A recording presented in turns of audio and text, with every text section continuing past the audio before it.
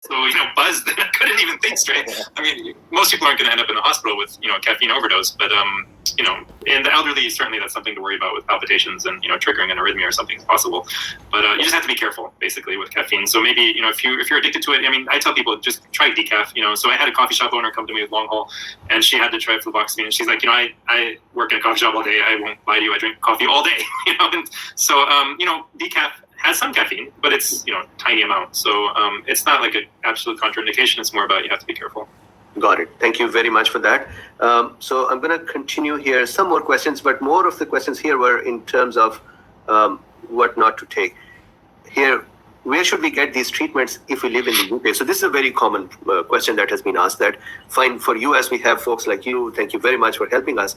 But what do we do for UK and other places? So I think for the UK, you have to just contact all the doctors who are prescribing ivermectin, one by one, and try to find somebody who's willing to prescribe it for you. Or, if you're dying, a white lie, for example, it depends. I'm not completely opposed to, if somebody comes knocking on my door, looking for, it's a bad example, but basically, in some cases you might need to make something up, So some patients, for example, will find a doctor who's willing to prescribe it to them, and some patients will just say, "Hey, I live in Jacksonville, Florida," and they tell you that. I'm not checking. I'm not looking up your, internet address, IP address. You tell me you're in Jacksonville, Florida. That's where you are. I'll send you a prescription to Jacksonville, Florida. So, if somebody has a family member in America who can ship them something from CVS using GoodRx, and they can find a doctor who's willing to prescribe it to them.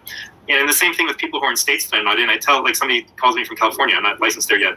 Hey, drive to Nevada, okay? Call me on the phone. Establish your care with me. I can send you a prescription in Nevada. You can transfer it to California when you drive back. Hint, hint. People have to get creative, and when your life is on the line, I don't think a white lie is going to be held against you. But you have to figure it out yourself, basically. Got it. And one more addition to this. Many of the cool beans have been reporting from UK that they have been going on some websites that allow the ivermectin to come in from India. So that is one. And secondly, for my pleasure, I was happy with this one, that Dr. Tina Pierce, who is now managing long COVID in UK, she has started administering ivermectin as well, in addition to antihistamines. So it may be that reaching out to Dr. Pierce would be useful, and then hopefully her influence is going to start increasing, and more doctors that know her are going to start giving the ivermectin as well. So it may be useful to actually connect with Dr. Pierce. So thank you very much. Okay, this is 1 month ago, 4 weeks ago. We are 4 weeks from this being posted, and that is what people have to do to get treatment from an MD, because they're licensed by state. This is just mind-blowing, because I forget that I'm unfortunately able to describe to any state.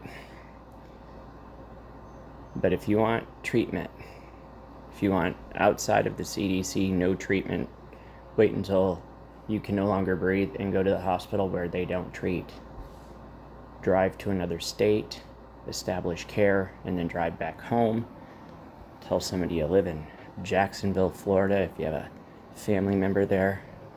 Like, what in the hell is going on with our healthcare system? This is just evil. Thank God for these doctors.